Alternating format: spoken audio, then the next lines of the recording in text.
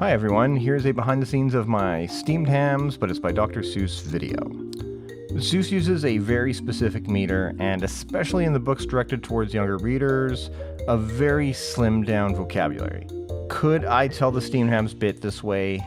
Maybe, but I felt this would probably stretch things out, which would mean more pages, which would mean more illustrations, and I wanted to make as few illustrations as possible because, well, it's less work, and also there isn't that much that goes on in the bit in the first place, and I can only make so many variations of the two characters sitting at a table. Could the writing have been better?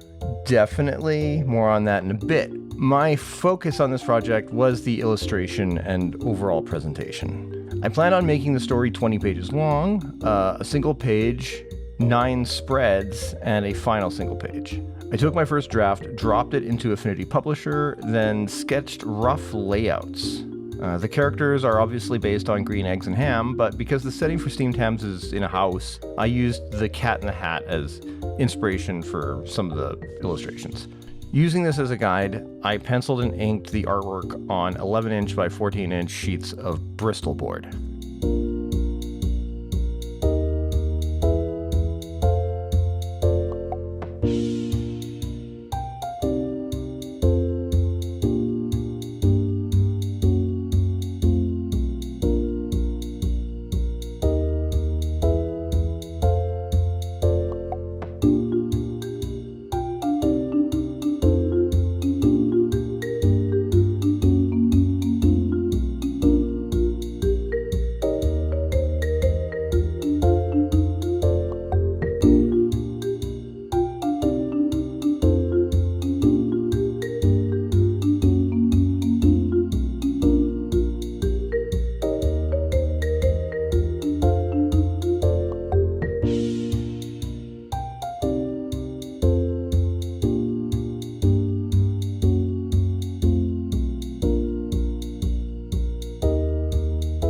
The art was too big to stick in my scanner, so I shot it all with my camera.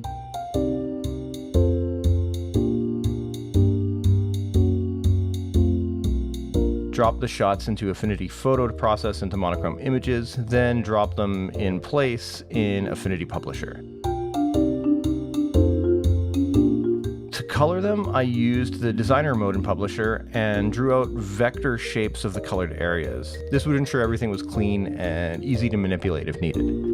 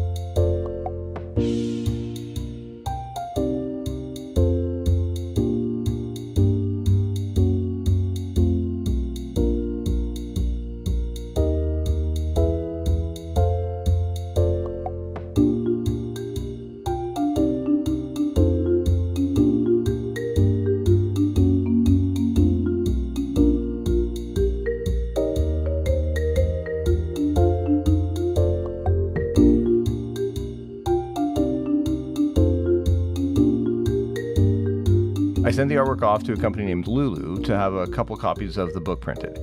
I made an error with my artwork and the print wasn't exactly what I wanted. Also, the paper stock was pretty thin, so I ran off the inside of the book myself on a heavier stock and used the cover printed by Lulu. The book is a parody of Green Eggs and Ham, but the video itself is kind of a parody of YouTube children's book read-along videos.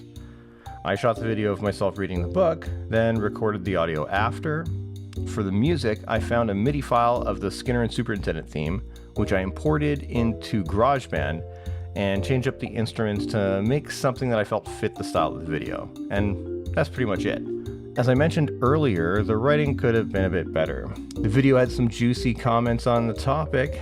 Now, when you make stuff and put it out there in the wild, you should do so with the expectation of criticism. A creator needs to learn not only how to accept criticism, but to recognize what isn't criticism. You see, several viewers expressed opinions that were critical of some of my choices, and really, I kind of agreed with them. I probably should have put more work on that aspect of the video. It's it was more important than I guess I initially thought. And I assure you, I'm kicking myself over that.